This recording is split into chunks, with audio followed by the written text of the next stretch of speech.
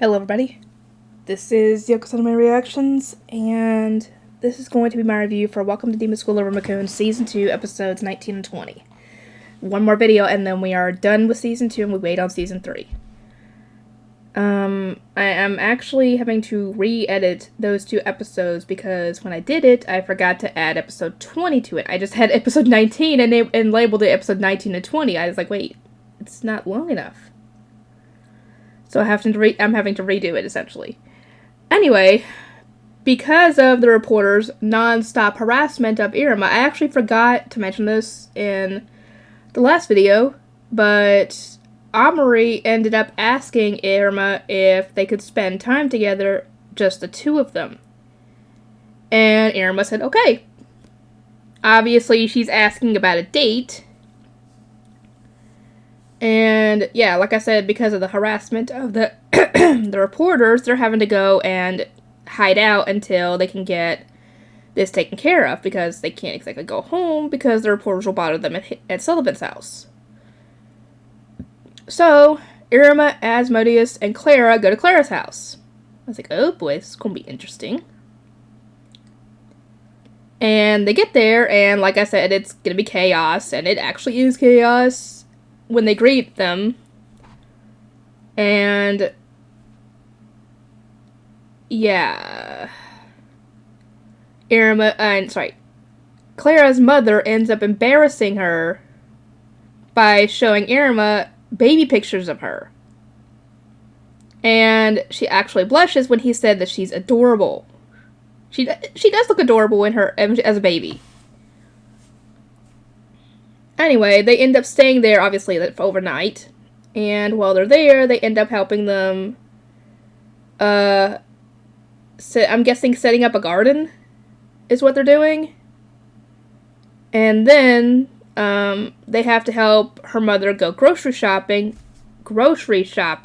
in a forest with all sorts of things hanging from the trees. And I'm like, what the fuck kind of forest is this? Because I mean, I know it's the netherworld and everything.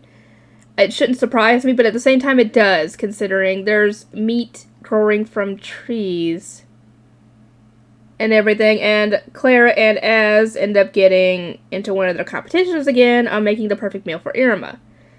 And they're told about a special ingredient that would make it amazing, and they go to try and find it, and it turns out to be a monster made up entirely of fruit, veggies, meat, grains, all sorts of stuff, essentially. And her brothers end up getting caught, and Az has to realize that, yeah, he can't exactly fight it, because not only is he not strong enough, but there's people involved that could get hurt, so he ends up making a tactical retreat with everybody on his familiar. And the funny part is that her mother shows up after this and drop kicks the monster. So, yeah, the monster takes one hit from her and goes down. Later, after all the chaos of that day, they end up having to go to sleep, and Clara sings them to sleep. Asmodeus goes out right away, and it takes Iruma a bit to go to sleep, but yeah, this has definitely been an interesting day for them. And Amori's father shows up the next morning and tells them that they got a restraining order against the reporter so they can leave him alone. So now Iruma gets to head home. And Amori is busy in her room. He thinks she's studying. She's not. She's making the perfect little, I guess, activity book or whatever for their date. Based off of First Love's memories. Oh god, this is gonna be so cringe. And I mean, I know that she's a lot taller than he is,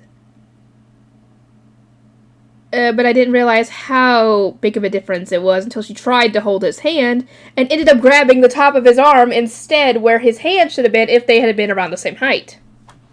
Which, if they had, she would have grabbed his hand. And obviously, this does not go as she wanted because, well, nothing does, obviously. And, but yeah, Iruma's having a good time, despite a couple of setbacks. including them going to see a fortune-telling monster that due to being in the water slide before, it washed away his cologne that was hiding his human scent. And since the monster was on a diet and probably hungry, it picked him up and tried to eat him. Thankfully, Omri popped in, using her bloodline ability, and drop-kicked the monster to get it away from him. And because of this, Omri ends up getting a little bit of a cut on her leg. I don't know, I guess from the monster's scales, I guess. And he ends up using his, the ring for weight distribution, I think, so he could pick her up. And obviously, this ended up being a success despite it not ending up how she wanted it.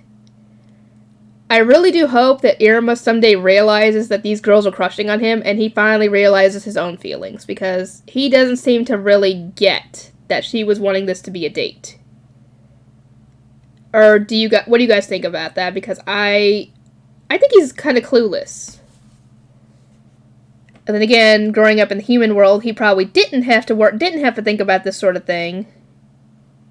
But I mean, it's not like he's completely clueless as to the ways of love, considering he helped make the First Love Memories manga. So he has some knowledge of this, so why is he so oblivious to his own stuff? Anyway, we'll get episode 21 uploaded, and I'll see you guys next time.